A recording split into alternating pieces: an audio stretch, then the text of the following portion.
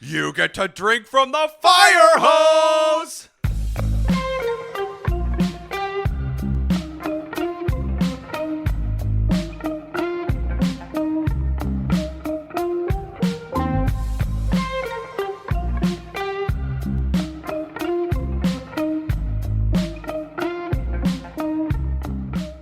Well, that's the thing, too, is if I walked in there like, we'll give you $7 an hour or we'll give you $10 an hour, I'm just going to say, like, you know, I think I'm worth $15 at the least.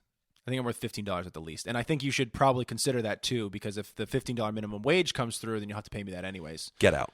Yeah, I was like, well, you might as well just get on the right side up front because you can either hire a guy that is worth $12 and pay him $12 until he's worth $15 when the government changes things on you, or you can hire me at $15 right now and nothing will change and you'll get somebody who's worth that. Well, and yeah, and there just won't be that sticker shock where you hire someone lowball now and then you all of a sudden have to pay them way more. Yeah, and you realize that they're not worth that. That was such a frustrating argument I had with the old man the other day, too. Oh, what, about minimum wage? $15 an hour minimum wage. And I'm like, you I'd be like, you're an idiot. are so out of touch. I'd be like, if you wanted to talk to me about it, I'd look at him how he's viably an idiot. I'd be like, okay, let's break this down. Why is $15 too difficult? Well, it's razor-thin margins for small business owners. Well, then your Big Mac is going to cost $20. Like, no, it's not. Be like, No. Only if they decide to take the funds out of the low end and not the high end, because you have a CEO of McDonald's making $4,000 an hour currently. Do you know that?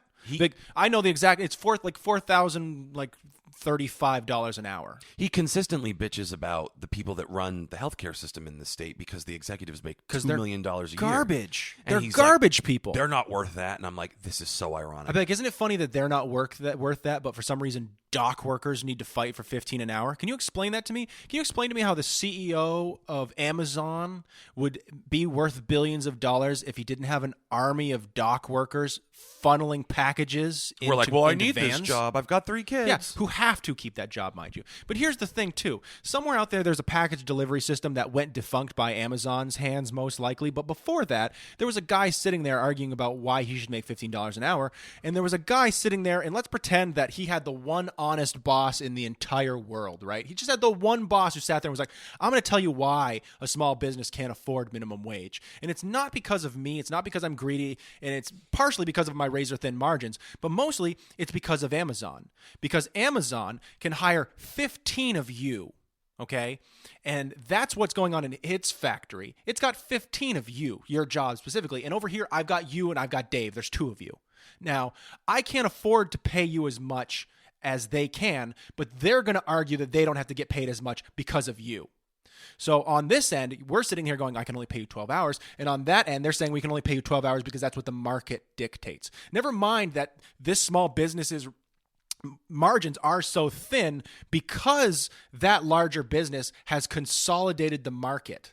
Not only have they consolidated the market, but they can also buy all of their issues in bulk. Their overhead is smaller because of the size that they have, and they have a larger infrastructure. So if anything goes wrong, it costs them less to fix, or at least it costs them less up front because they lose less time from their work hours for fixing an issue. And all of this goes into why that company makes more money and affects your profits. But instead of telling Earl the cement mixer out at the construction site that he does deserve $15 an hour, you tell them that the market doesn't dictate that, completely ignoring why the market dictates that. And it's because of that guy who's eventually going to drive your business out of business.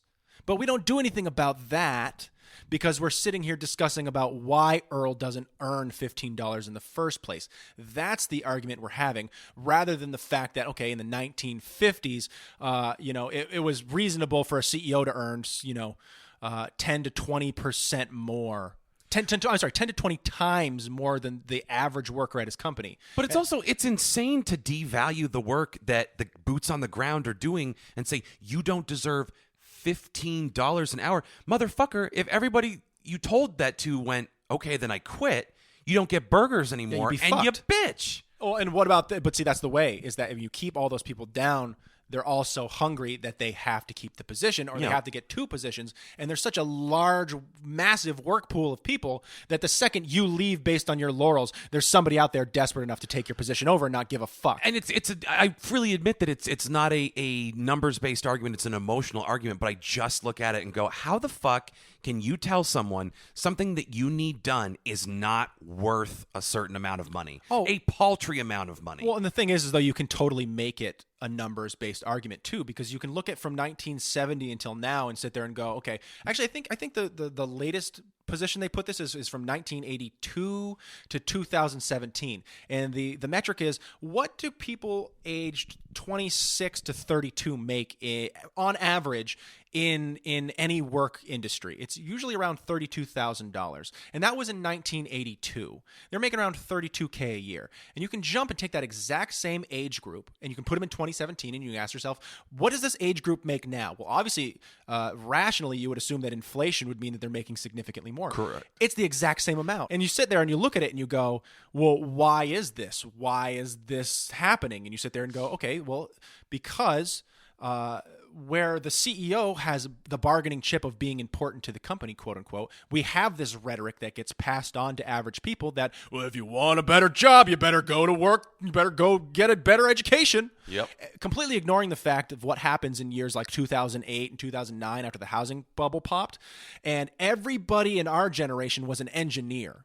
And they all left school all at the same time because all of their guidance counselors, whose job was guidance counselor, decided to tell them that if they wanted to be successful, then they should be engineers. But don't worry, because that also came with a caveat back in the 2000s that said, at least if you get a degree, that's what's important. Yeah.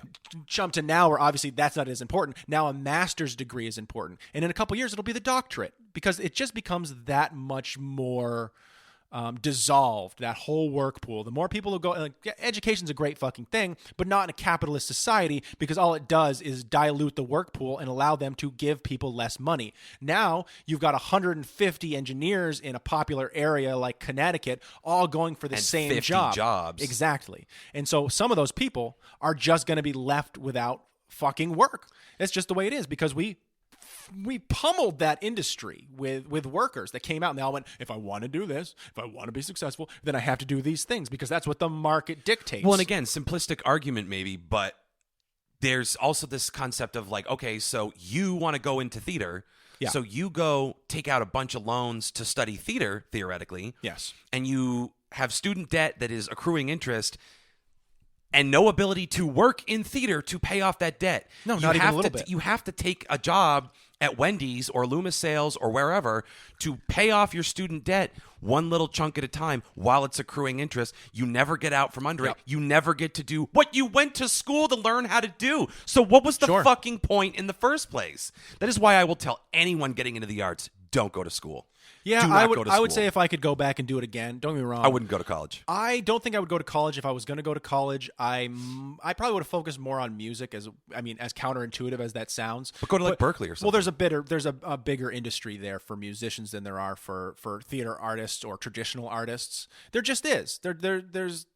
There's a lot more ways for those people to make money. Not that I'm saying like the world needs jingle writers. It doesn't need jingle actors. Well, and there's also a lot of orchestras in the world. There's a lot of operas. There's a lot of theater houses that do need musicians. There's ways to make money doing that. I'm not saying it's a glamorous lifestyle. I'm not saying you're going to make a ton of money unless you're playing for the Philharmonic in New York City. But for the most part, there's some paths there. You know, you're not going to find a life doing community theater and making money unless you are the guy running the Lyre of Orpheus, and in which case you're probably going to have a hard time. Thatch-headed devil. You wastrel. You're going to have a hard time keeping it afloat because that's just the nature of small-time theater. You know, chances are you're not even going to be paying your actors. You're only going to be paying people for various, you know, the kind of positions that you have to get pay for, or people wouldn't do it. All that is to say that, yeah, no, it's become difficult, especially because we were the unlucky generation that sort of hit education when it became a for-profit business. Yep. Like, I'm not saying that we hit it right at the beginning. I think that this was a trend that was really starting probably a little bit before us. But it's the kind of thing when you go back and you look at baby boomers who are sitting there talking to you about how back in my day, I only made $5 an hour. But the thing they ignore is that it was an $850 a year education that they got that got them to make $15 an hour. Your rent was $15. You not even your rent. Your house cost $20,000. Yeah. And chances are it was a gift from your parents when you graduated or when you got married. Okay, because it was that little of the income from what was, the established greatest generation, quote unquote. But the baby boomers came in and they spent pretty much, if not all of that money in most instances, except for a very small few who have very successfully consolidated markets and become millionaires and billionaires. And you see it in small towns like where we're living. We have great examples of people who have come in, even from our generation, who are coming in and consolidating the shit out of Barrie because they see it to be advantageous and because the previous generation allows them to do so. My old man is technically a fucking carpetbagger. Yeah. He came up from New Jersey, threw out his shingle, and here we are. Yeah. He's the Baron of Perry Street. I'm not trying to shit on him. We're talking hard facts and figures. But it was just, we're all watching the gentrification of cities and small towns. There's the problem. Cities are already pretty goddamn well gentrified in most cases. You look at somewhere like Vermont, say, where I feel like most of our listeners are, and if you're not, then that's fine. You can just sort of take that and apply it to really any state in this whole freaking nation. And the only reason I use Vermont is because it's such a recent example. But you look at Burlington, Vermont, and Burlington, Vermont, when we were kids, was not really that gentrified yet. It was still kind of up and coming, but you could get cheap housing. Even when you were in college there, the reason that you could live on the street that you lived on with all those people was because it was still somewhat affordable. And now if you were to go back and look at a lot of those places, they've been renovated. Yeah. They've been purchased up, especially during the post-housing crisis when a lot of those people decided to walk away from the market. You had large interest groups that had hundreds of millions, if not sometimes billions of dollars in certain states who could come in and go, well, we don't really give a shit if this is a loss over the next 3 years. Because we have this reserve money. This is a long-term investment. We're going to come in here. We can renovate this place. It can take 6 months. We can lose that out of the rent. And on the other end, the amount that we're going to charge for this place versus what we got for it is going to pay off our investment in the next 5 years. And they do that times 50. And they do it across an entire city. And so that in 10 years, certain neighborhoods don't even look the same anymore. And the people who are living there can't afford to live there anymore in that wonderful gentrified sort of way. And that's where we're at. And the problem that I guess the point of why bringing it up is that now it's become such a problem in cities that those groups are moving to towns. And they're doing it in towns. And eventually those townships are going to eventually start pushing out the people who can't afford to live in the towns into even more rural areas. Well, and I guess this is a good point to ask. Do you want to use any of this on the actual show? I mean, we can. Because I don't want to name names if we're going to. We can just bleep those if you're fine with it. Yeah. Well, there's something in there maybe to use. There's like 10 minutes in it's there. It's 12 minutes of you with like a house on fire. Sorry. Fine. No, it's fine. I'm not being like, shut the fuck up. I'm just wondering how much of this you wanted to go in the episode. Oh, I don't care. It's totally at your discretion, man. I'm a firecracker you like to fuse, and we just go. Oh, is that how you see this show? Yeah. You're just here to facilitate I'm me, you motherfucker. your good time. Make me a coffee. Yeah. Great. No, we don't have to use any of it. It's one of those things that really fucking like chaffs my. Well, you're clearly passionate about it, and like the people got a lot out of the Bitcoin thing. Mm-hmm. So I don't know. Maybe we start off with a little. Hey, what's wrong with the world? A lot. Yeah. A lot is wrong with the world. Rory's got to exercise some demons. And again, the problem for me is like I spend so much time indoors right now and I don't have a job and all I do is sit and absorb current events or finance. And it's not like I can continually sit here and talk about finance and be like, well, I think the crash is coming soon, guys. And it's based on these markets. Especially because I have no point of reference. Well, nobody really gives a shit either. They would care like if I was like 100% guys, listen, all of you need to short this company and I promise to make you millionaires in a week. People would probably maybe be interested in that. Why don't you just say that? Well, because I don't want people to be like, I just dropped $10,000 into the market and I'm now bleeding. I went in the hole on your say-so, motherfucker. I didn't understand how shorts worked and my $10,000 became negative $50,000, which apparently I owe to some brokerage named Citadel. What the fuck is going on? Can I ask you a tangential question somewhat related to this? Sure. When did the proliferation of the term stonks become a thing? Is that just people being cute? Stonks is just Wall Street bet lingo. Stonks just means stocks. Stonks only go up. And I mean, I see it a lot more lately because of the whole GameStop thing, but it's been going on for a couple years now. It's basically it's the prevalence of Wall Street bets, that particular community that's been on everybody's fucking lips the past couple weeks if you've been paying attention. They don't sell usually. They get told that there's something that they need to buy and that this will make people rich. And so people just buy them and hold. Hold the line. Hold the line, yeah. Diamond hands. And so they say the stonks don't go down. Stonks only go up to the moon. And like that's kind of like that the seems phrasing. so overly simplistic, though. It's but these wildly people are- oversimplistic. These people have lost tens. Dude, the before GameStop, the whole thing was a meme, dude. It's a joke. Wall Street Bets is really a place for people who made dangerous bets called like they just call them YOLOs. It's where you take like your life Jesus savings. fucking Christ, man. Seriously though, there's people out there who go, I YOLO'd my student savings, my $100,000 into Tesla the other day. YOLO, and you sit there, and depending on when they did it, because again, there's people who see this stuff months in advance, and they do it then, and they go, I YOLO'd $100,000 in, and they end up making $6 million. Which drives me fucking insane. And those people go, this is incredible, but then some idiot on the other end goes, if I put in $100,000 right now, after that guy's already made his $6 million, if I put my $100,000 in right now, I can YOLO it into the millions and I can not have to work. This is great. And they put their $100,000 in, and in a week, they post a video showing how their $100,000 became worth negative $20,000. Oh, you crapped out. And everyone sits there and they all say, literally you see the suicide prevention hotline get posted there a lot. Wow. Sometimes they sticky it depending on how bad the market is, because there are people from that sub who lose hundreds of thousands of dollars. There's a lot of bag holders in Wall Street Bets. There's usually some dude coming out going, this is the bet I made, and here's how it succeeded for me. And then you have 500 idiots who make the bet the day they hear about that guy's good bet, like 3 months too late. This is where bag holders exist. It's those idiots who see the stock rocketing up in that like pillar of a rise that you see, and they bet somewhere on that rise, not realizing that pretty immediately afterwards it's going to crater on the other end. They're just waiting for the right time to dump millions and millions of dollars of the share because they just won. They bought before the curve. A bunch of like diabetic, acne-ridden riverboat gamblers. Yes. On the internet. Like when you were genuinely afraid, you were like, I don't know, the economy might fucking crash. It still might. Because I'm not through that yet. GameStop thing. It's still there. It's still not. There are still like the amount of short sellers that are in the market right now is ridiculous. And I'm not going to go too far into that. But basically that means the amount of people betting on the market to fail right now is insanely high, man. I can't even put up like billions and billions and billions of dollars are being bet right now on the market to fail. Now, this all obviously depends on whether or not the stimulus comes in and a lot of other things. Yeah, So I won't get sure. too far into it. But people are riled up right now where some people are going to lose billions of dollars and some people are going to make billions of dollars this year. It's already Can you imagine? die is cast, man. Can you fucking imagine? We're going to have like a guy in a Deadpool t-shirt who's got Bezos money. There is the guy who there's somewhere out there, and they don't know who owns it, but there's somebody who owns what they're calling like the vast ocean of Dogecoin. There is somebody out there that owns billions of Doge.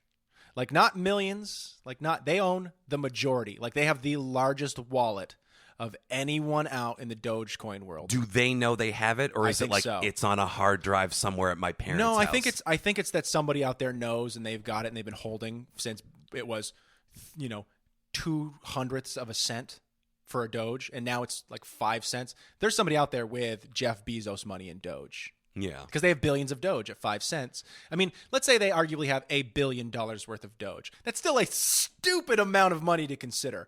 But even the guy who created Doge years ago has no more Doge. He sold all his Doge. The guy who created it. He's sitting there going, I'm in shock about what happened. It doesn't make any sense. Listen, it doesn't make any sense, and I'm No. just telling you, I'm calling my shot right now.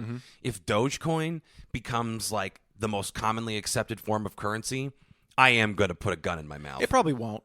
So I'm just telling you, if Stonks becomes how No. we talk, not to be an iconoclast and a hater drinking my haterade, but if this becomes the way that we like do business and this is finance, I will just eat a bullet. Well, there's always the chance that the IPO could suddenly become the ICO. The initial public offering for a stock on a company could eventually become the initial coin offering on a stock. It could be that the future of finance does become decentralized, kind of like what I talked about last episode, where instead of a company issuing shares of stock, they issue shares of a coin, and that coin becomes the valuation of the company rather than the stock would. There's definitely that potential for that to happen. A lot of companies are already doing that because companies like Polkadot, which is, again, it's like Bitcoin, but it's a different version of it, are offering companies that have business propositions to benefit that particular coin to come in and pitch their idea to the sort of a generalized like governless group of people who then can vote and then fund those projects with coin. And oftentimes those projects are issuing their own coins. And it sounds very convoluted, and it is. And a lot of these coins are going to fail. But there is hundreds of millions of dollars getting handed to tech projects right now that are honestly going to be the make or break success of the financial world in the next 20 years. Well, and here's my issue with this conversation. This isn't me trying to shut it down either. This is just Fuck you. Yes, you are. Being as honest as possible. You fiat shill. I get a lot of credit from certain people, like you're a smart guy. You're a smart guy. I'm like, yeah, I'm smart in terms of abstractions where I can explain to you why a film works or why a piece of music makes me happy or something like that. But this shit makes me feel stupid. I don't understand this shit whatsoever. My brain fuzzes over, and it's a disservice to you. I can't have an intelligent back and forth about it because I am just a fucking gerbil on a wheel inside my brain when this happens. I mean, the way the easiest way to think about it is like you've got something like Bitcoin, right? And from that spawned companies that wanted to make coins, basically, for valuation to do something in the financial world. Like you've heard of Ethereum, right? Yeah. Ethereum is a company. It's not just a coin, it's a company. And Ethereum, as it grows, does things that affect its blockchain in different ways, be it based on the transaction speed of the coin itself or the cost it costs the coin to send from one person to another. And all of these sort of little things that, again, it gets really convoluted even for me who like spends hours and hours reading about this stuff. Well, dude, that's why I feel bad, because it's like very clear that this is your monomania right now. Like, this is what you spend your time on. Well, it's because I've got nothing and else I'm just right now. watching Twin Peaks again. Like, oh no, don't get me wrong. I just feel bad. I can't really I'm watching garbage TV at the same time. Twin Peaks isn't garbage, you cunt. I know. I said for me, I'm watching garbage TV at the same time. Don't you internalize that? Don't you project? Watch your ass over there. You be careful. I'll come at you. You be careful. I'll come at you like a spider monkey. You come after David Lynch. Yeah, I mean, the only reason I'm super interested in it is because it's billions and billions of dollars. I mean, you've probably never heard of the coin Cardano, but there's $40 billion in Cardano right now. I only know it because you mentioned it last time. Yeah. Bitcoin is almost is like floating around $1 trillion market cap. You know what I mean? That's why it's worth $50,000, because there's 18 million coins at $900 billion market cap means $50,000 a coin. Like that's you don't really need to know a hell of a lot about cryptocurrency in order to invest in it. It's the same thing as investing in any other stocks. You know what I mean? And people don't ever do this, but you should start doing it, because if you want to look at, like, say you see a stock and you go, it's 30 cents. I'm going to buy 100 of these in the hopes that one day it becomes worth $1,000. You need to be able to do some simple math to be able to look at that stock and see there's the problem. Well, dude, just be able to see if it ever has the potential to become worth $100. Like there's coins like called Ripple, which is like it's in the SEC are talking about it right now because they're really worried about, again, the government's really just worried about them losing value of the dollar, but they make it about drug trafficking or all these about, well, you can send transactions without anybody knowing about it. What a way to launder money, So they're having these long discussions about it, but people are sitting there going, I'm going to invest in Ripple now because if things go well, it'll be worth $100 a coin one day. You sit there and go, no, it'll never be worth $100 a coin because there's tens of billions of them in circulation. I think it might be 100 billion of them in circulation. And in order for the market cap to hit $1 on those coins, there must be $1 million or $100 million $100 billion to match the circulation amount. 100 billion in circulation, 100 billion market cap equals $1 per coin. That's just how you do the math. You know what I mean?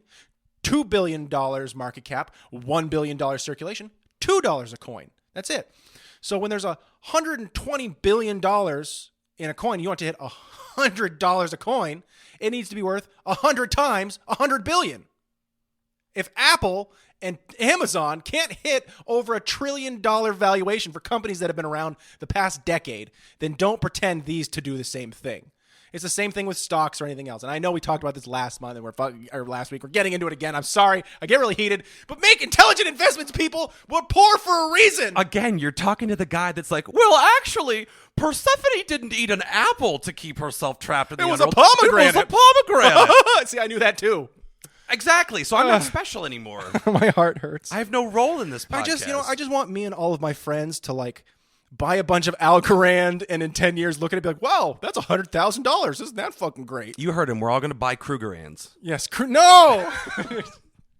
half the people are like, this is like a game of telephone. Someone out there is buying Kroner. Like, Yeah, great. Shit. Kroner's Swedish and Krugerrand was South African, wasn't it? I don't know who's Krugerrand, but yeah, it sounds about right. I can't use Siri anymore. I tried last night, I and got she these just fucked up 5 drachmas. times I in a got row. them off the coast, Spanicos. Yeah, these old Spanish doubloons. I'm really confused about the conversion here. How many pieces of 8 do I have to give you, sir? It was not worth getting scurvy to obtain these coins. Yeah, apparently I paid $800 for that orange, which is why you really need to understand transactional costs. Yeah, it'd be worth it. Yeah. Goddamn yen. Son of a bitch. Man, There's so many of them. Just financial stuff goes right. That's why I'm poor. Because I'm just like, you can't pay for sandwiches with a jaunty tune? And a song and a smile. I'm poor because I listened to my family for years. Like when I came out in 2010 out of college into the financial crisis. I couldn't find a job bussing dishes at a restaurant without 2 years experience, in Nowheresville. And that's not a joke. I continually saw entry-level positions for dishwashers where they're like, do you have like 2 years experience? I'm like, I just got out of college. Like, I'm sorry. You can't wash a fucking dish for us. Yeah, then. you can't bar back Buca de Beppo if you haven't done it for 5 years already. And so during this time, though, all of these coins that I'm talking about now were worth tens of cents, And I sat there and I looked at my dad. I was like, we should put $1,000 into this. I was like, this would buy us, at $1 a coin, we could get 1,000 Bitcoins. And, right now people are buying pizzas with them, but everyone says they're going to be worth something someday. And my family looked at me, they went, that's a Ponzi scheme and you're dumb. Yeah, we're not buying Lord of the Rings coin for And you, not all Rory. of them said that, because there were some of them who didn't quite understand what was going on. But the ones who I respected, who had understanding of financials, like finance, and I didn't at the time at all, looked at me and said, you're going to put $1,000 into this, and in 10 years when you look at it and it's worth $100, you're going to go, what could I have done with that other $900? And I sit there and go, I'm trying to move to Boston. I'm trying to get out of my house. I'm trying to find a job. Maybe right now isn't the time for Rory to drop $100 or $1,000 on 1,000 nothing coins. And that's what sucks, man, is those little compromises. And again, it's unclear to me how much of this is included in the beginning and how much of this we talked about before the show. Because I have Well, it's just goldfish painful brain. because you look at it and you go, that's $50 million. But it's these compromises you make along the way where you're like, well, I need enough to live and I'm trying to move, so I'd better make a short-term decision that will benefit me in the long term. You've got to play it safe. And then you never end up able to do any of the things you want to do. There is no adventure in the world. Sorry to black pill you guys again. No, it's true. But there's like no adventure in the world. You cannot afford to take a chance. Well, there's no adventure in the workplace is really what the secret is. You know what I mean? Is you sit there and you go, well, I'll make a couple of compromises and I'll work here, but I really love the people I work with. They're really great people. Yeah, but you hate what you do. Yeah. Like I married someone from HR and our combined salaries. It's like what Jim Carrey used to say, and every single person has someone in their family who fits that, where he sits there and went, I went to try and do the things that I wanted to do in life because I sat there and watched my dad day in, day out be afraid to lose a job he didn't even want. And I think about that all the time, especially as somebody out of work, where I sit there and go, well, I could get back into the workforce, and I'm lucky in a situation where I saved a lot of money, so like I'm not hurting financially. I can get ready to move when I want to move once I get the vaccine. Hopefully by July. Way to go, Vermont. No, that's optimistic. That's a whole other thing. Yeah, it is. But I'm financially stable. I think the hardest thing is you look at it and you go, especially when you see these people YOLOing their life savings. You're sitting there with your 20 grand and you're going, do I YOLO my life savings after ass ramage 10 on Reddit told me to, or whatever their fucking name is? Spooge Ponage. All the best names all come from Reddit. But you look at that and you go, this guy, you sit there sometimes and you look at it, and I think the most painful thing anyone who loves or is interested in finance can do is go, I'm going to pretend to make this bet. Let's see how it turn out for me. And then in 3 days you have $100,000 and you go, fuck. Because I did that once, and I did end up with a couple $100,000. And instead, I made that bet later, and I ended up losing about $500. Now, obviously, I didn't lose $500,000, but it's certainly a lot worse than making a couple of G's off of just right time, right place. Yeah. It's a scary thing, and it's sad because you look at it all and you go, there's people out there that are today, as you're listening to this, are making enough money for you to retire on, but they're going to keep going. And I just don't get that greed. That is what kind of confuses the shit out of me about like modern society and all these people. We're all sitting there doing jobs we don't want to go to so that we can facilitate lives we don't even want to have, so that we can wake up the next day and worry about the job we don't want to lose but don't want to have. You know? You spend 8 hours minimum if you're working full time. You spend 8 to 9 hours at a job. Like right now, I'm working the front desk at my dad's place. Yeah. Fucking worst case scenario for me. Fucking absolutely hate it. Sure. So I spend 50 hours a week sitting at a desk getting yelled at. Like, again, I use By the example assholes. of like, yeah, so listen, I bit down on a Dorito the wrong way and now my gums are hemorrhaging. I also haven't been to a dentist in 10 years. Can you get me in today? How did you do that? I'm just like, what the? You can't floss with Funyuns, people. Yeah, my God. Like, so I first noticed there was a problem when I breathed out and my boyfriend passed out. And our parakeet died, and I remember my daddy was a coal miner, and he said that was a bad thing. So, like, these people, and they're just so fucking cunty and demanding, and you just catch crap. You are the front line. They're nice to the doctor. They treat you like shit. Yeah. You're a peon. Because you're not the doctor. You're here to help me. You should smile while they're pissing in your mouth. Yeah. And go, no, this is great. I'll love more. Well, so, like, you work a job like that to then go home and sit inert on the couch and get ready for consuming tomorrow. Dr. Goo Squeezer and giving yourself upper cross syndrome because you crane forward to look at a phone that's destroying your eyesight and destroying your posture, and you look at big-titted models and, big, bulgy guys being like, this is how you actually do a biceps curl, you fucking moron. I think that one might just be you, but go on. Well, and the algorithm has learned my needs and wants. Apparently. Scarily muscular women and also obese women. Figure that one out. Yep. But I contain multitudes. But like, in all seriousness, you get what, 2 to 3 hours to yourself at the end of the day if you're lucky, and then you go, oh, I better go to bed. I'm gonna do it all again tomorrow. Don't want to be tired for the work day tomorrow that I don't want to be a part of. Yeah, well, I sit at a desk and develop a big flat sand ass. Uh-huh. Oh yeah. And then eventually, like, not you because you're working for your dad. No, but eventually, that day comes where you either get criticized by your superiors for not having tried to take their job, or or like it's these crazy things. It's like, well, look at you. You didn't want this job, so why aren't you trying to get farther at this company? Like, I had that conversation with my boss at my old job once, where she was like, if you want to work in like one of these other departments, eventually, like, we can go and talk with them and I can get you in. Like, you seem smart. Like, you seem like you know what you're doing. Other departments seem to like you. Like, you can do other job. And I said, I'm going to stop you right there. I'm not here to ingratiate myself to the Media Ocean family. I'm just here to do this job because this pays my rent. And hopefully once we have a discussion about salary, will give me some savings, because right now it doesn't. I'm treading water. And I'm using this so that eventually I can go and do my real life in the interim, where I go and I tell jokes to strangers and they yell at me or throw drinks at me. That's what I want to do here. Like, I'm here to do theater or to try and get into acting. I'd love to direct. I like to write. I like to do things that are artistic. That's my world, not a marketing intermediary company. And she was like, you don't ever tell anyone that ever again. And you know what, dude? Because they would she's fire. right. Yeah, no, she's 100% right. And the only reason I was telling her was because I was considering her a friend at the time. And I knew that if I told her, like, she wasn't going to punish me for being honest. She wanted me to be honest in that moment. She was telling me, where do you want to see yourself here? And I said, I want to see myself right here. And she went, yeah, they're going to fire you for that. I said, why? I do this job better than anybody else who's come through here. Didn't matter. Didn't matter at all. Because eventually, they were going to have given me enough raises to where they deemed that they shouldn't be giving that position any more raises, and they were either going to fire me to let the new guy in, or they were going to push me somewhere else.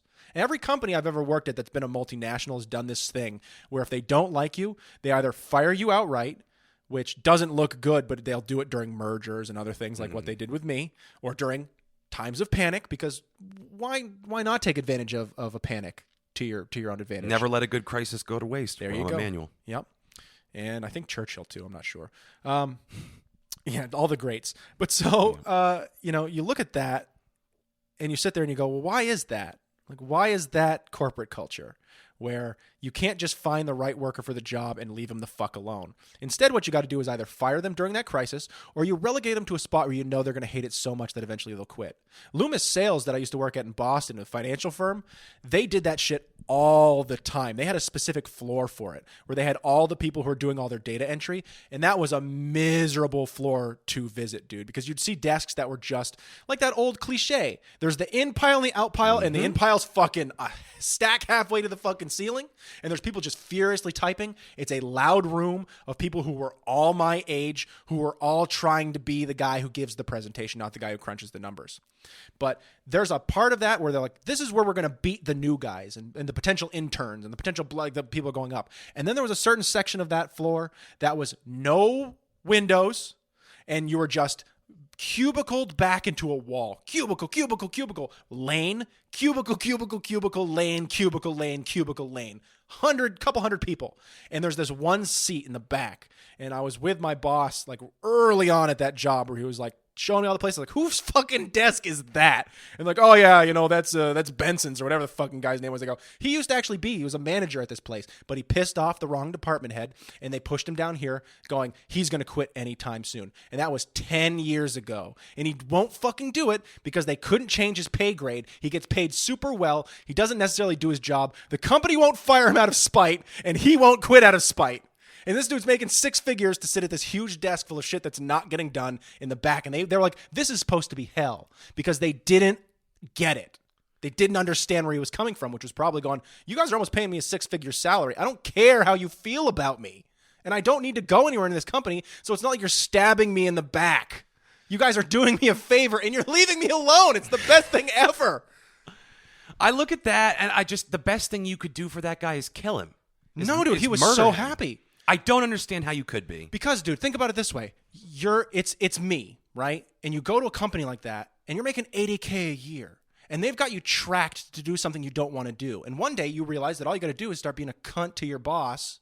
And he goes, wow, I'm going to make it so that this guy fucking quits. You don't cut his pay. In fact, what you did was you pushed them far, far away from that responsibility and into a different section, into a different area, into a job that's paying you just as well, but is dead end. No one's going to bother you about going up. There's no fear of going down. And the company doesn't want to admit the mistake, so they're not going to fire you. But I guess I'm just a dumb idealist then, because I look at that and I'm like, that's an existence. That's not a life. Mm-hmm. But 10 years of existing like that, and you're doing pretty damn fucking good from a company that gives and then you get hit by a fucking bus when you finally quit and go, I've got enough money saved up to go open my clown college or whatever. But let me put it this way. What's the alternative? I mean, if you can't do the thing you want to do, if you can't be with the one you love the one you're with. Yeah. So that's what I see that scenario as being. This dude recognized, and I never met him, so I could be totally wrong. Maybe he did fucking hate himself. But I think after 10 years of doing it, you're probably pretty comfy in that rut. Think about it, that scares the fuck out of me, Look at the dude. alternative, though, man, is what I'm saying.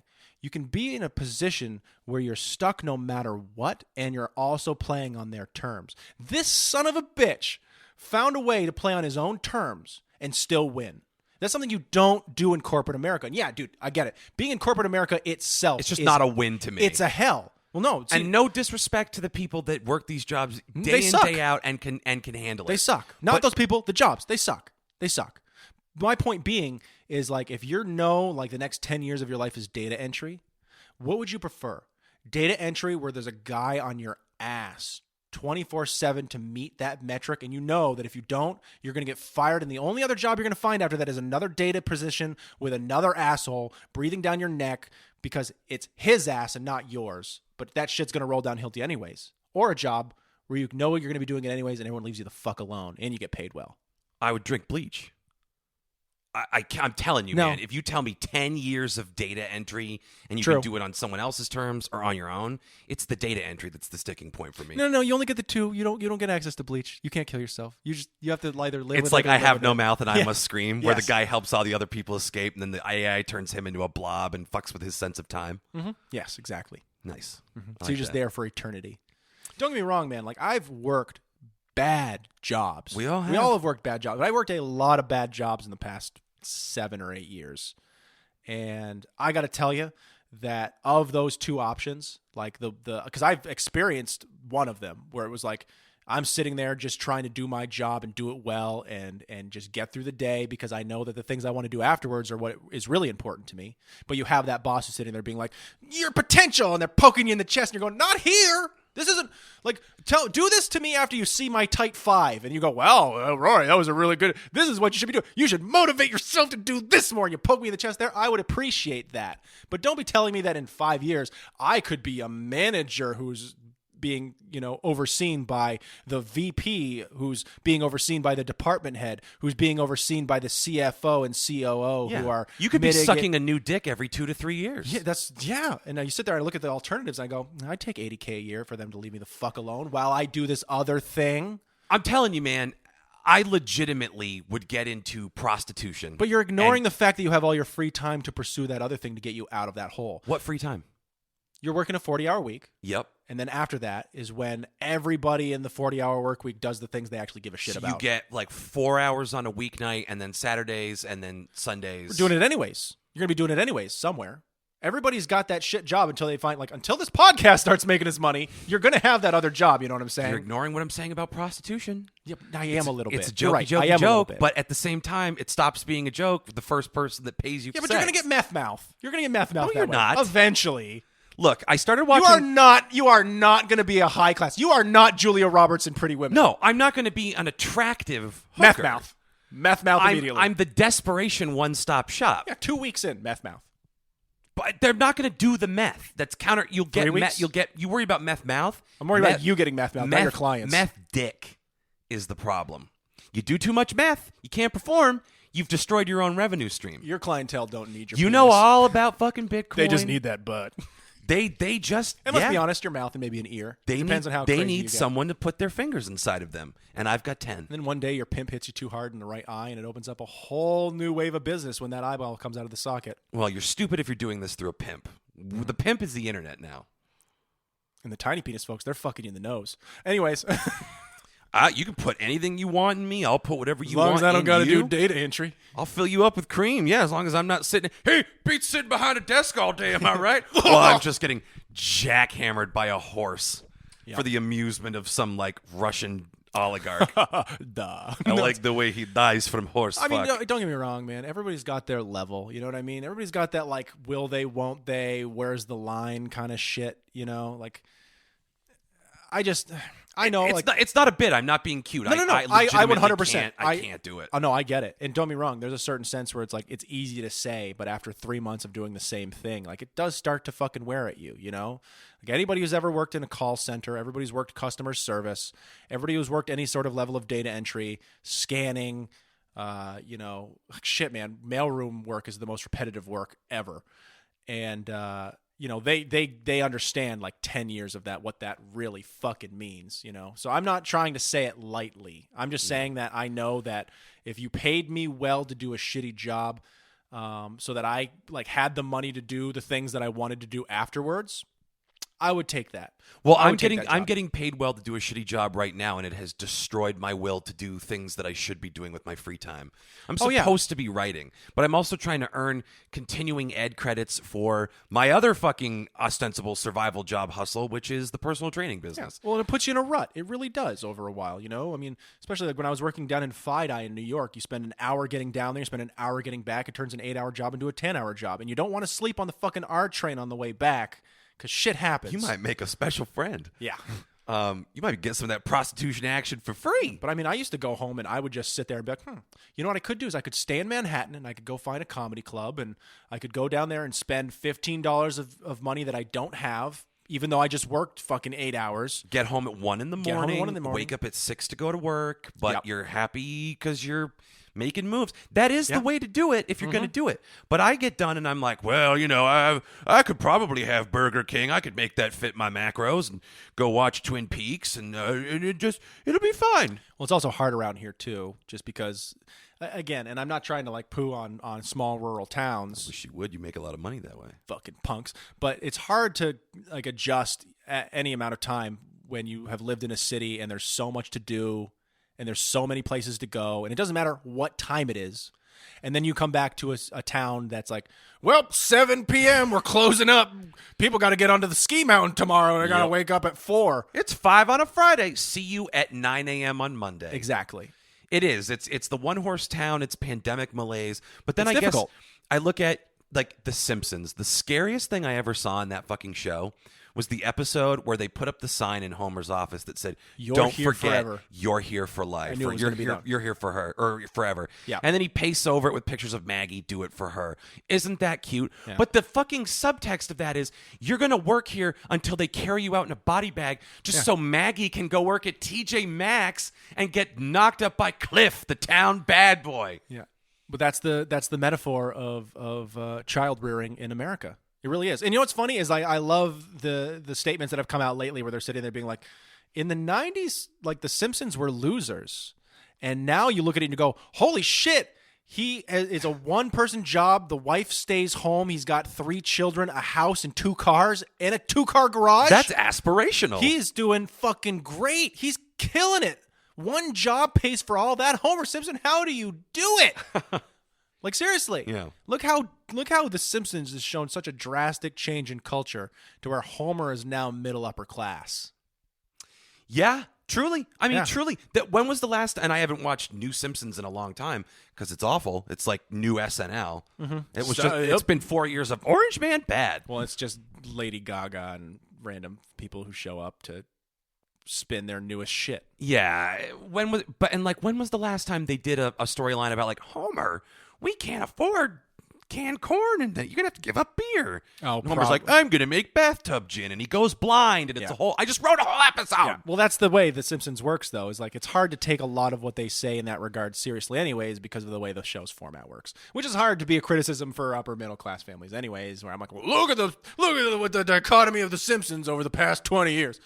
But it is. I mean, I'm sure they do shit like that all the time. It's just really hard to relate to it when it's like, whoa, how are we going to pay for this thing? What? Well, it's also a fucking Homer met a cartoon. billionaire businessman who wants him to become a bull rider, and then that becomes the episode. You're like, Yeah. well, what happened to them trying to afford canned corn? Don't worry about it. Play it. Oh wait, and then later, like, the episode ends with him riding a bull, and it gives them a lifetime supply of cream corn. So every now and then, like, they just open up that one closet. There's 100,000. This will never get addressed again. Yeah. Yep. Just Don't get me wrong, they should probably just die already. just go off the air, but it's too insanely profitable, which Oh, yeah. blows my mind because it's like universally accepted that it's bad. I just think it's habit. People are like, I've watched The Simpsons every Sunday night since 1989. Yeah. Well, I'm not going to stop now. Well, and it's hard too. I mean, you look at a lot of these cartoons are making shit ton of money all over the internet and all over cable now. And it's The Simpsons, it's Seth MacFarlane. Seth MacFarlane can make 3 fucking shows. You know who else it is? Whoever's doing the animation, I think maybe he's not doing the animation. Maybe the style is just matched to the creator. Lauren Bouchard, who did Bob's Burgers, that Central Park show on Apple TV Plus, Yeah. and now The Great North on Fox. You know what my problem is with all of this? Is like, I'm fine with, like, people getting more work, but there's so many talented artists out there trying to do this every single day, and you guys pull from the same fucking pool every time. Seth MacFarlane had an idea. Well, why don't we get all of his team to do another show, and it'll be about making fun of conservatives? And don't get me wrong, I like American Dad. And then they go, well, you know what? I love American Dad. Yeah, it's great. I like it more than Family Guy. And then you get another one, and they go, oh, you know what? We find that Family Guy and American Dad they don't play to the minority culture that much. So let's do Cleveland Brown, and he can have a show. And he can be voiced by a white guy. And let's be honest. That was all that was for. And I'm not saying that there wasn't good episodes of it, but let's be honest. And then you have the same thing. You got Bob's Burgers, and look, they did that show with that, and then they're going to make another one over here. And now there's the extended Bob's Burgers universe because they go, well, people know what Bob's Burgers looks like. They have the plushies, they have the shirts. So we'd better make more stuff that's in canon with that and looks similar so that people go, that looked like Bob Burger. Yep. I want to watch that show now. But it's pretty crazy too, because you've got what is low it? opinion of Regular everyone. Show, which did another show for Hulu about adults. Yes. I don't know the name of the other. Two parents and their kid or whatever the fuck Yeah, it is. it's like I don't Two know. Millennial Fox. Yeah, Or whatever. and then you've got Justin Roiland and Dan Harmon, and they have Solar 2 shows now. They have Opposites and Rick and Solar Morty. Opposites and Rick and Morty, and Lord knows what the third one's going to Solar fucking be. Opposites had one good episode. Yes, The Wall. Dan Harmon, not involved in Solar Opposites, but he is also doing a new animated show course for he is. Fox about ancient Greece. Can they just like stick to their one, like, can they stick to one focus so it doesn't become shit? No, Rory. Because Rick and Morty is going to fall the fuck off the face of the earth. It already did. Yeah, well, the last season was not that great. But we can get into that another time because I'm sure people don't. Well, the thing about Rick and Morty is, What you have to understand is that the characterization of the character Summer. everybody hates Dan Harmon for being a perfectionist, but the second he stops, the second the show starts to go to poo. Please like and subscribe. Get women out of the writer's room. No, I'm just kidding. You come in here with an agenda and you ruin everything. Can't you just let misogynists have their show? Can't you just show your tits on the internet like a normal woman? Oh, God. Christ on the cross, dude. I don't know. It's a weird, like, again, and this is the problem. And it ties back to everything we were talking about earlier. It's consolidation. Yep. It's just you let these markets consolidate, and then suddenly you've got 3 people controlling every cartoon in the fucking... Look, I'm not trying to be an egotist, and I'm not saying, well, just give us a show. But we are two talented, hungry guys with 1,000 ideas between us. I'll say it. Give us a show. And if we, like, actually applied ourselves, maybe we'd get somewhere. I mean, yeah, maybe. I Who don't know. fucking knows? But it's demoralizing to, like, even try to start. Yeah. Because you're like, oh, they're just going to give... Well, and here's a problem with us, too, and I'm not trying to, like, explain away our failure, because we're failures. But it's that sense of going, I think half of it is us not wanting to write a show for Netflix and have them go, this is pretty great, but you know what would be better? And then they take the first scene and they tear it apart and they make a show about that or a movie about that, and everything else kind of goes to the sideway. They hand you a check and your name's on the script, but it's shit. It's an absolute shit. And then you end up getting fucking... Zack Snyder trying to remake Justice League because he's like, this fucking thing's so fucking terrible. I could do it better. And then you're gonna fail, Snyder. It's You're gonna be fail. just as bad as the hacked up Joss Whedon version. Yes, it's gonna be terrible. And Listen, the Snyder cut. it's because you let them fuck with the script. So what do you expect? What do you expect on the other side? It's just, there's something to be said for fucking independent filmmaking, independent fundraising, so that you can do whatever you want, but then you make one indie and Hollywood comes calling, you go, well, I'd sure like that Marvel money. And then you make Doctor Strange and the bad news from the Blood Doctor or whatever the fucking next one is. Oh no. I can't get through this one with magic. Magic doesn't make a tumor on my colon go away. Yeah. I don't know why I'm so obsessed with Marvel heroes getting cancer. Because they're so fucking homogenized, dude. Marvel is so... Spider-Man's greatest battle yet is against leukemia. I go back and, like, again, after everything was said and done, I I signed up for Disney Plus for 1 month. Oh, Le Plus. And I watched all of it. I didn't watch anything else from beginning to end. I watched every movie in the Marvel Cinematic Universe. And I got to tell you something. Visually, it's great. The story, like the overarching plot, it's there. And the movie to movie and scene to scene is horrendous. And the writing is fucking dreck. You go back and you look at it and you sit there and go, oh man, there's that, like, it's just like that quippy tongue-in-cheek. Like, people don't talk like this. Yeah. Nobody talks like this. And I get it, it's a superhero movie, but can't they talk normal once? Just one fucking time in this whole series? Like, how is the most down-to-earth fucking part of all of this the first 20 minutes of Doctor Strange? How is that, like him as a surgeon and all this fucking shit? How is that the most realistic part? I'm at a loss, man. I went back Easy. and I watched the whole thing. Take your nitro pill. And I remember getting through Endgame and being like, finally, at least it's fucking over. Oh, fuck, I gotta watch that other Spider-Man movie. It's not over. Here's the next Spider-Man, and then there's going to be Wandavision. And I'll be honest, I like the next Spider-Man. I'm not sure about Wandavision because I know nothing about it. I see a ton of memes of it online. It looks like they tried to make a 1950s sitcom out of it. I've read all the spoilers. If anyone gives a fuck, I don't want to ruin it. I Suffice to say, watch it, it's but... just like a have your cake and eat it too thing. Yeah. Where they're like, well, we could do something fun, and we'll be lauded for doing something different because of this exact criticism that you just lobbied at. And because they did something like that, it became, I'm assuming, painfully obvious. Marvel's back, baby. Oh, is that what it is? Yep. I was gonna say it's a kind of a shame because that was what I had heard is people were like the lack of like humanity in the characters, and I don't mean that in like the we need to do the right thing humanity. I mean like in the actual like human essence of the characters kind of gets lost in the Marvel universe a little bit. That's why Batman's so great. Yeah. And so you get that, and you go, okay, so maybe they're going to fix it. What? Going to fix that with WandaVision? WandaVision is what's going to bring humanity to the Marvel Universe. And I've heard they bring a lot of, interesting things to the characters' Vision and Wanda through the story. And I go, that's great. But a whole universe it doesn't make. It's not like I'm going to look at those characters and see the nuance in that show and sit there and apply it to fucking Iron Man. And we also just know how it's going to end. It's a villain who's going to shoot a giant space laser. You know what I mean? And they're going to save the fucking day. Yeah. Great. And also, there were actual stakes to this world for a hot second, and then they introduced time travel and undid everything, and now they're going to crack open the multiverse. So it's whose line is it anyway? The points are made up and nothing fucking matters. Yeah, so everything you just watched doesn't matter, because how would you continue to build a franchise upon what's already been done if you didn't do that and start breaking some eggs? And people are probably out there listening to this podcast being like, you know what, dude? You should get into crypto. It's a better use of your time than getting upset about the Marvel movies. And I'd say to you, I already am in crypto. Fuck you. And I'm just upset because it's the equivalent of like you're making like for a week straight. Billions and billions and billions of dollars. For a week straight, you get to eat pizza and pasta and burgers and Pepsi, and you're like, this is fucking awesome.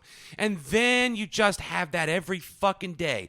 Ice cream, troughs of it, and your pants don't fit. Oh, I see. And you can feel your blood moving like sludge through your arteries. So the Marvel Universe is like the ice cream in your example. Yes, Rory. Okay, good. You've hit upon it. My thesis. I was worried for a second that I'd gotten lost in there. No, so I catered that to the intelligence of our listeners. So is Thanos like rainbow sprinkles or chocolate chips? I don't. Thanos is more like the guy that works at Baskin Robbins. He's like the spoon. There's 32 flavors, then he cuts it down to 16. Spoilers for Infinity War. I say he's kind of like the spoon. He's inevitable, but you need him. Yes. You can't accomplish what you want to accomplish on your own. How else you gonna eat that big Marvel sundae without the Thanos spoon? It's just a morbidly obese Spider-Man just struggling. Yeah, no. Sorry, our audio cut out. That's fine. It's just a morbidly obese Spider-Man just struggling to lift a spoon to his mouth. Spider-Man! Spider-Man! Oh my God, the Green Goblin's attacking the Daily Planet. Taking a nap after this ice cream plan. I gotta take my insulin injection, and then I'm gonna save the city. Mary Jane, wait, I'm gonna get over there with wrecking suspension bridges and stuff. He's too heavy. There goes Spider-Man flipping by with his rascal scooter underneath him. He's just riding a rascal scooter over his web lines. Yeah. Well, it would have been great. Thanks for saving that bus, but your rascal scooter crashed into the side, and I think you did more damage than you saved. Oh, the day's work. Whip, boy, those that web's coming out of you pretty creamy, He's Spider-Man. just shooting cheese whiz out Thousand of Island dressing. Spider-Man takes the bus like a normal man. Cut off his foot. Blood his ranch. Poor Spider-Man. Oh, Spider-Man, what have they done to you? They'll have to start doing that eventually. More inclusive superheroes. There will be a morbidly obese We've superhero. recast. Tom Holland is no longer Spider-Man. Now it is Tim Dillon. What's the deal? He's just pissed off. Jeffrey Epstein, I have to defeat him in the next movie. Because I'm going to milk Epstein for all it's worth until he's no longer relevant. Oh, so ridiculous. Can you all that is fucking to imagine? say, yeah, fuck Marvel right now. I just can't. I can just see the tagline for Fat Spider-Man: heroes come in all sizes. It markets itself. Come on, guys, let us write that one.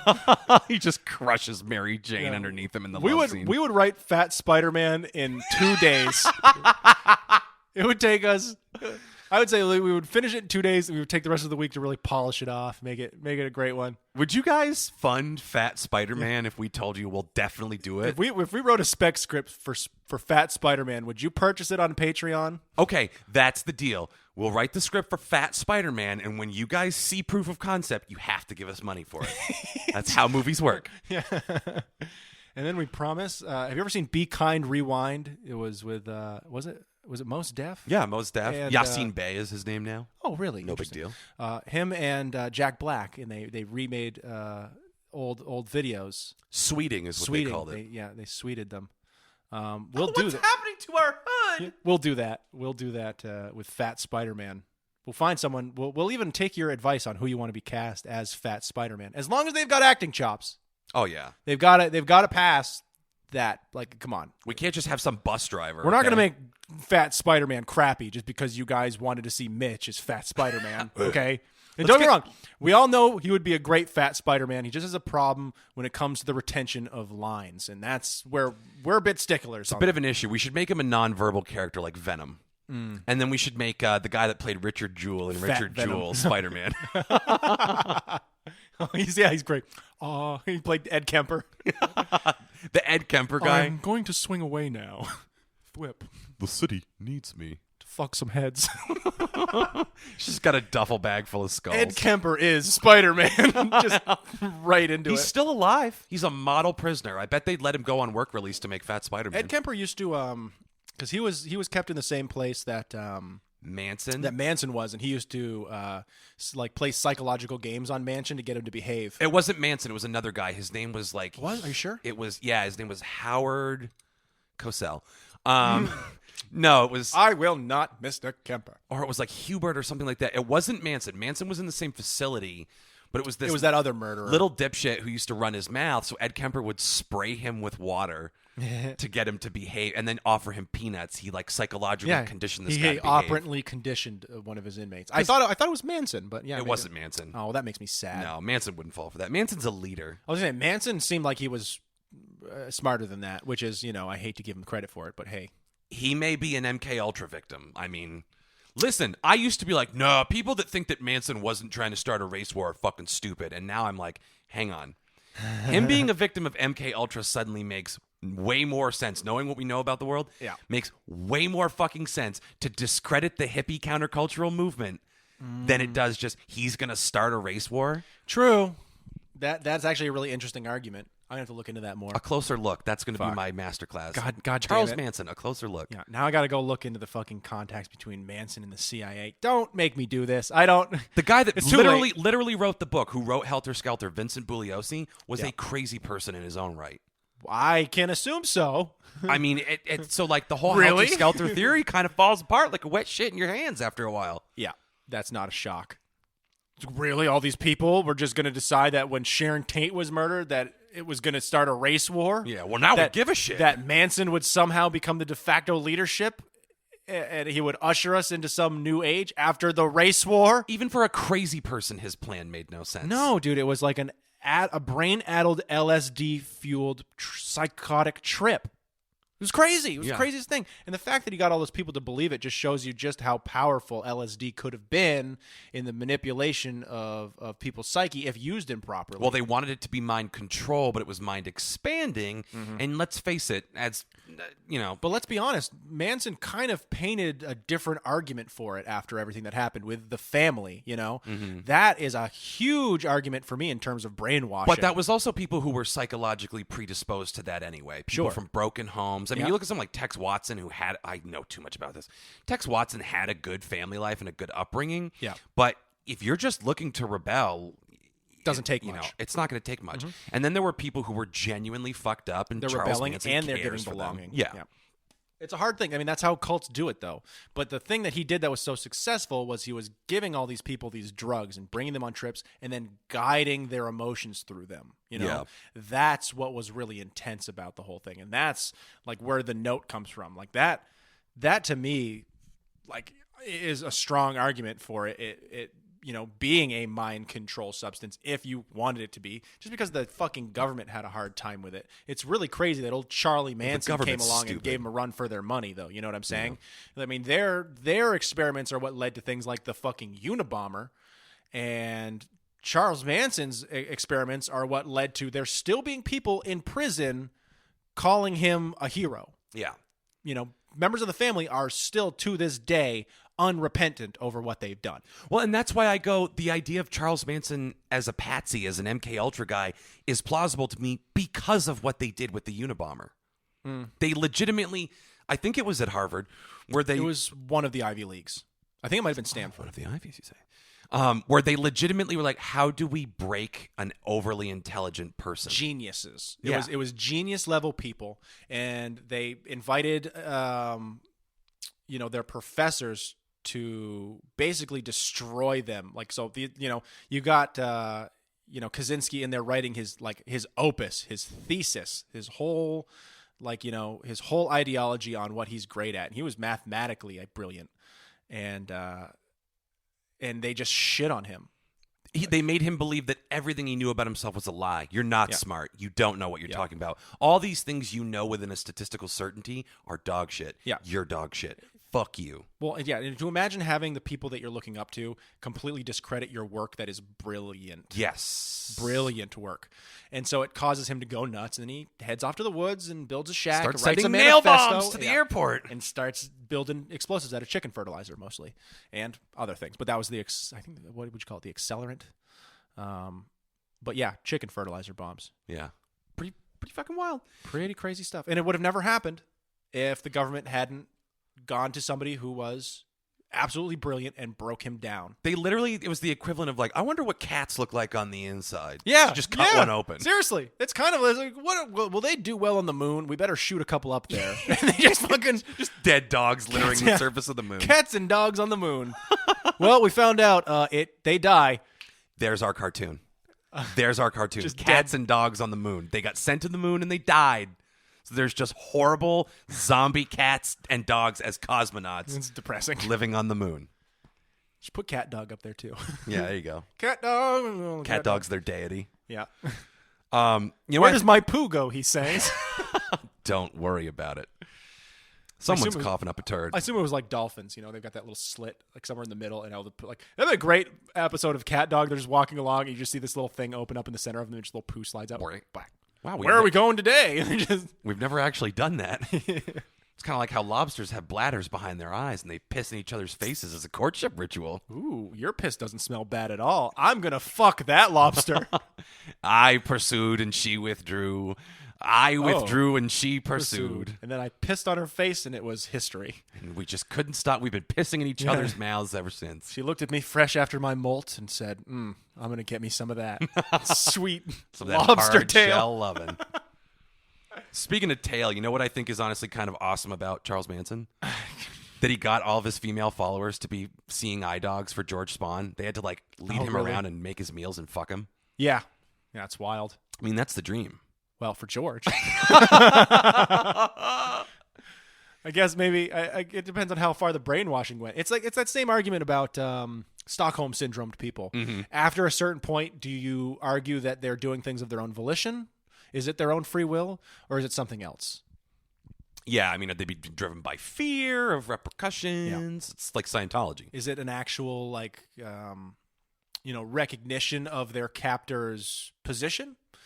What is it? What is it that brings that about? And can you say that what they're doing is their own? Like, again, I bring it down to like the Manson family. They can sit there and be unrepentant the whole time, but a cult is a cult. Brainwashing is brainwashing. You can sit there and by the modern standard of society, sit there and go, well, obviously what they did was not cool. So perhaps their unapologetic nature would insinuate, especially coming from their families where they're like, Becky wasn't like this before old Charlie Manson shoved her full of LSD and made her stab people to death.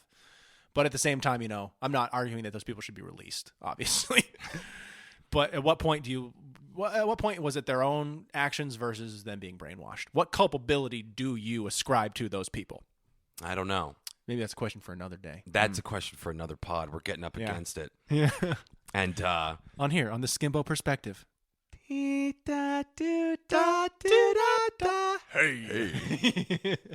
You get to drink from the fire hose. That's a good I may just loop that out and make that the beginning of the show. The fire hose. I'm going to say racist things on a stage one day. Oh my God, dude.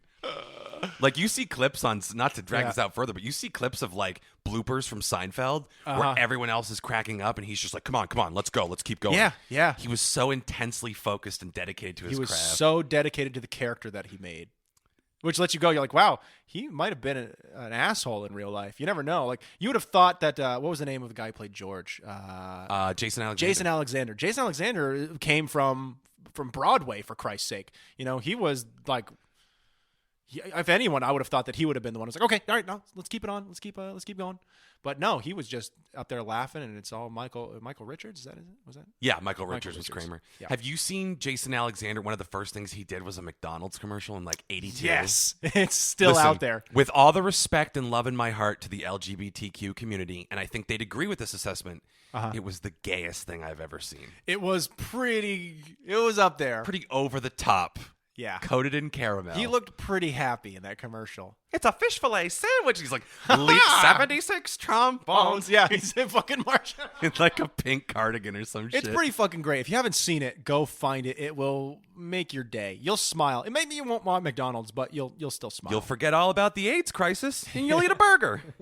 Forget about the pesky thing happening. McDonald's in the 80s. We don't Yep. care about gay cancer. Can you imagine what it would be like to hear George Costanza sing? Because that's out there somewhere too. He's actually a very good singer, very accomplished. I really wanted Ronald Reagan to come into that commercial and be like, save one for the Gipper. He just takes a big bite out of a Big Mac and immediately vomits And on he sits there himself. and goes, wait, where am I? And they usher him off immediately. So, fuck. Yeah.